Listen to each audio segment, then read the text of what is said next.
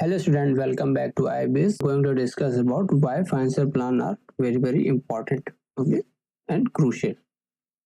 So first point is strategy alignment. For example, company as I told you before also 100 to 200 million company wanted to achieve within 5 years.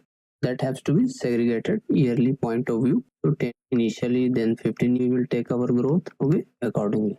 Likewise, we have planned for our 5 year.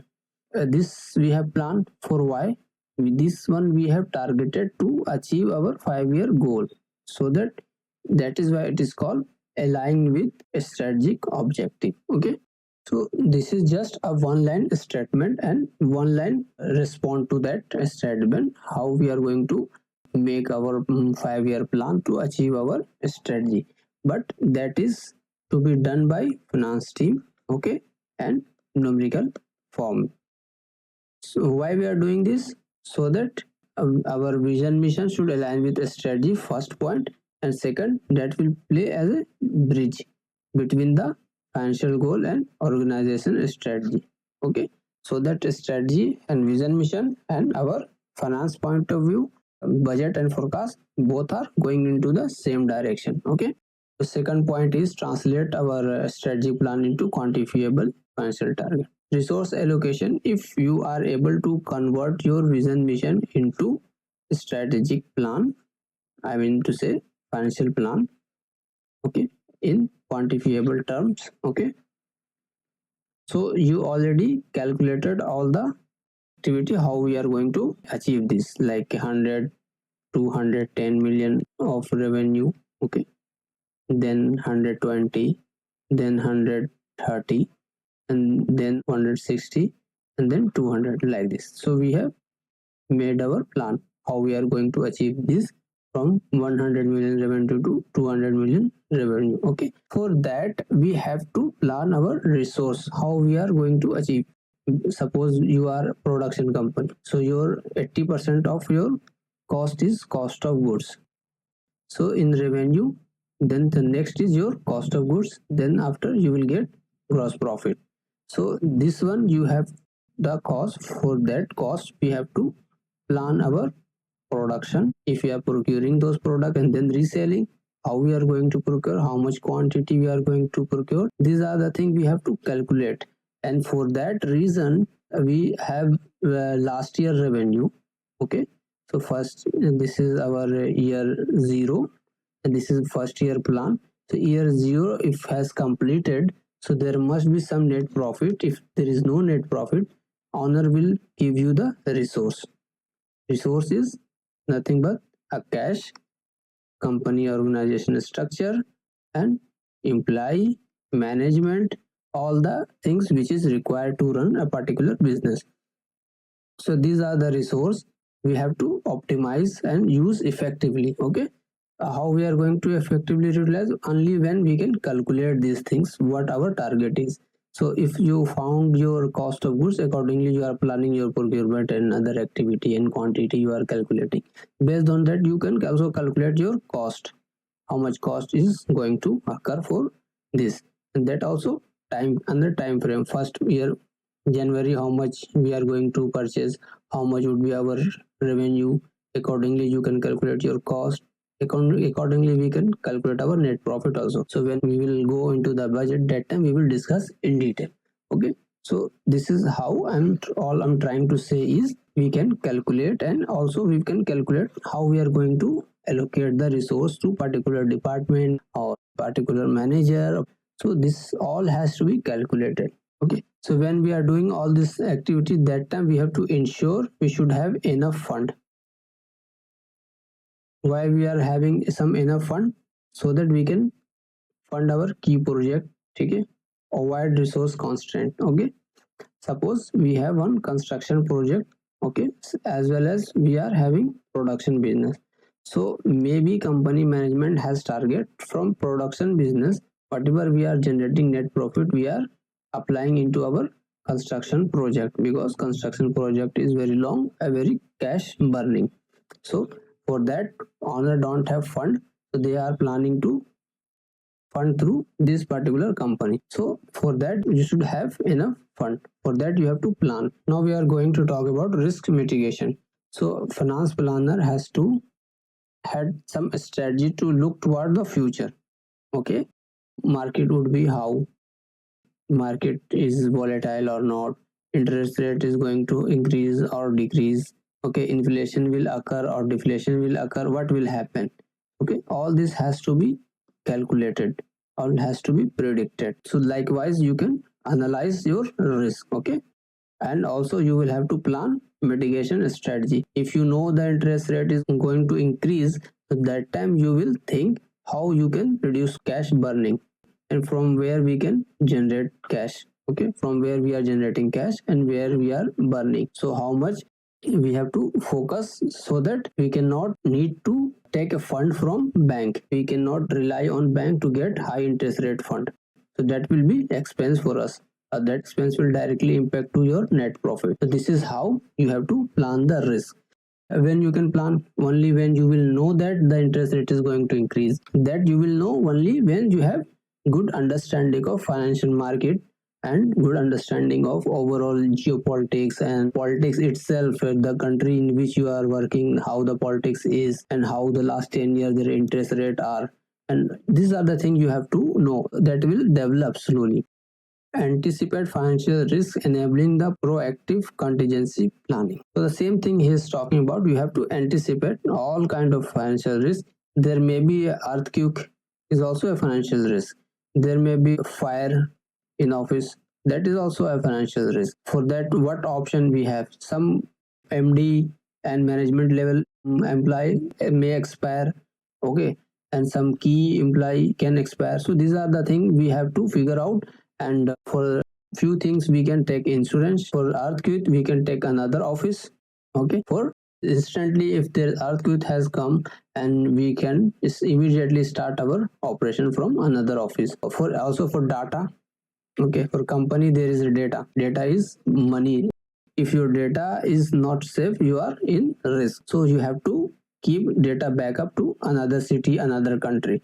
Suppose you are in such a country where war is happening, so you have to keep your data in another country where there is political stability, so that you can start your work. So these are the things company must focus, so that you can mitigate risk and anticipate your financial risk. All the risks you have to calculate and list out.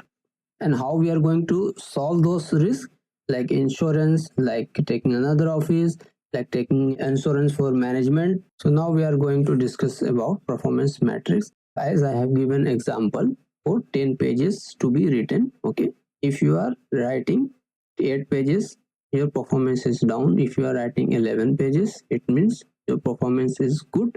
And if it is good, then next target you need to change from 10 to 11, because this is where we can achieve. If you are able to achieve this, so that should be the target. If you are not able to achieve this, then you have to work why we are not able to achieve this. And if we are not able to achieve this, then it is possible or it is not possible. If it is not possible, then you have to change this budget from 10 to 8. Okay, in this forecast you have to change this based on this situation and cause you found.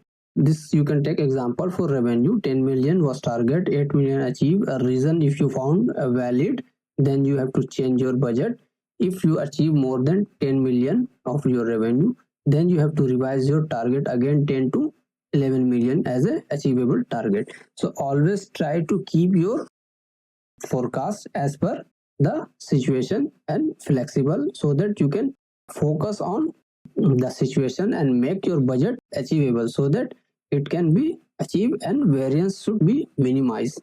And performance metrics will help you to achieve this and minimize variance, and variance will give you the cause and issue. So this is how the variance analysis and performance analysis help company to be flexible and understand the real ground situation and act accordingly. Few more points with regard to financial planning. Okay, cost management. Obviously you have to manage the cost. Okay, so how you are going to manage the cost? You have to identify cost optimization opportunity. For example, I was working in a particular company. There I found a bank charges was almost 2 to 3% of total revenue, which is considered huge. Normally it should be less than 0.5% of total revenue. So if it is high, then I find out and then I bring issue to the table of management, and then finally we change our bank. Okay, and likewise we reduce our cost from 2 to 3%. So how I did this? Because I review the all the listed item in income statement and found few things. Likewise, if you review any financial statement, you will be also able to find some issue and you will find where the cost is high. Okay, when you can find, like I have compared bank cost or bank charges related cost in another company. In that company I normally 0.2% to 0.5%, not more than that. So suddenly when I saw it is higher than that, then it come to my mind that this is the high cost. So this is called meticulous cost management and strategic activity. And the flexible and adaptability already discussed enough on this topic. If you are flexible enough, okay, you can grab the opportunity. Communication and stockholder engagement. So as a finance professional, you should have ability to communicate with the stockholder. It means to say business owners. You have to develop this ability and you have to have good idea how to tell a story. Because suppose you have some data like this: 100, 105, 120, 110. So this data if you represent to management, they will not understand. If you make it in tabular form: 100, then 105, then 120, then 110. So if you visualize them this way, they will say, okay, year 1 is okay, year 2 is also okay, year 3 is great, well, and year 4 why it is very low. So if you represent this way, they will not understand. If you represent them into the tabular form or data visualization format, so they will understand. So then it will help you also to communicate and tell them the story, the reason, or whatever it is. So it will help you. So you should have good visualization skills so that you can represent data and tell them the story way. So you should not explain them very complex scenario and use very complicated words from finance, technical words, so make them confused or something. You have to explain them in simple, easy way to all the non-finance person. So next point is whatever happening. Okay, whatever the quarterly, monthly, whatever the result is, you should communicate to management immediately.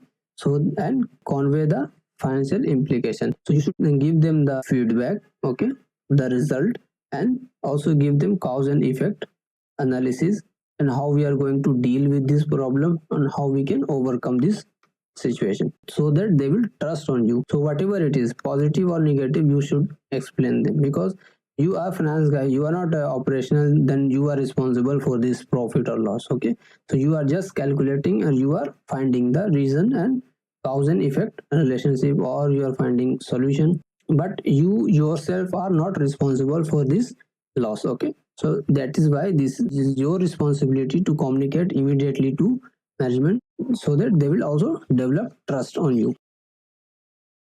Next is integration with operational plan. So whatever your target and the plan is, that should be integrated with operational plan. Operational plan would be for production, maybe how much quantity we are going to produce. Okay, quantity, how much raw material require, okay, and how much labor require, okay, how much time require, how much factory require, and how much machinery require, and the resource how we are going to use. So these things should be seamlessly integrate with the operation plan. So whatever plan you are making, that should be based on these resources. Okay, if you have one factory and one factory has capacity of 1 lakh production for a year, you cannot make the revenue for 2 lakh. Okay, if you are going to produce 2 lakh quantity of product, so how can you do it? You have to procure from somewhere else. So that is why you have to plan your operation according to your requirement or according to your resources, how much resources you have. Okay, and the next point is ensure day-to-day financial activity align with operational activity. So day to day you have to split this entire plan into day wise so that it can easily meet the requirement. Our next point is continue improvement. It is very mandatory for any company. Okay, improvements never stop. There is always room of improvement. Okay, contribute to the culture of continuous improvement. It trying to say companies should develop such a culture where continuous improvement is the key function for or key thought process for all the employees. They all think there is option and there is room for improvement. Okay, such kind of culture has to be developed. And identify area of enhancement. You have to enhance, as I found bank charges was high. Similarly, we address that and resolve those kind of things. And then the next point is technology integration. It is very important. Like ERP is very much required for all the company, because you are now in dynamic situation. Earlier, what will happen, sales related, there is a different software. Okay, for production or operation there is different software. For accountancy there is different software. So getting data from different software and then feeding into the accounting. Okay, like for HR data, payroll related data, all are coming here. Okay, it become a dump yard for all the operation. That was a hectic situation for accountancy. Now the ERP system has been defined so that whatever information is coming into the CRM software or sales or HR, these all are integrated. So similarly this information are coming to accounting or finance team. Okay, so technology integration is similarly very important. Okay, and nowadays we have a lot of Anaplan. Okay, we are using Excel for financial modeling, Anaplan, and also Tableau for data review, data visualization. So for analytical purposes we use all this software. Okay, so what actually this technology integration that will help you to provide real-time insight. It means you will give inside information to management so that they will take right and correct decision on time. Now you can read this out, okay, by yourself. You will understand. Thanks for watching. I am done for the day. We'll see you in the next session. Thank you very much.